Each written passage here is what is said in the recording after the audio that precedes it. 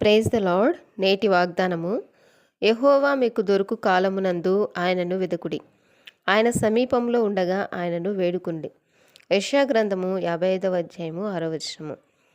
ఇదిగో ఇప్పుడే మిక్కిలి అనుకూల సమయము, ఇదిగో ఇదే రక్షణ దినము.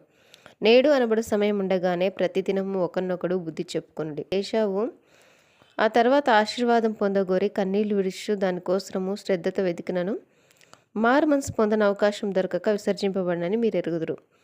క్షేమైపోవు ఈ లోక విషయాల కోసం దేవుడిచ్చే రక్షణను నిర్లక్ష్యం చేస్తూ మారు మనసు పొందకపోతే తర్వాత ధనవంతుని వలె పాతాళంలో అగ్నిజ్వాల్లో యాతన పడవలసి ఉంటుంది.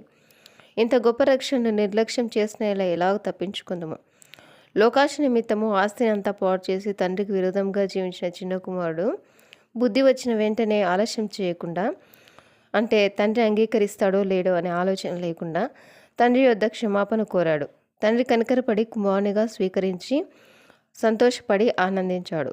మన పరలోకపు తండ్రి లోబడని పిల్లల కోసం దినమెల్లా చేతులు చాచి ఎదురు చూచున్నాడు. యేసుక్రీస్తు వద్ద పాప క్షమాపణ కలదు.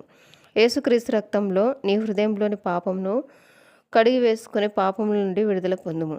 ఇశ్రాయేలు, యెహోవా మీద ఆశ పెట్టుకునుము, యెహోవా యొద్ద కృప దొరుకును, ఆయన యొద్ద సంపూర్ణ విమోచన దొరుకును.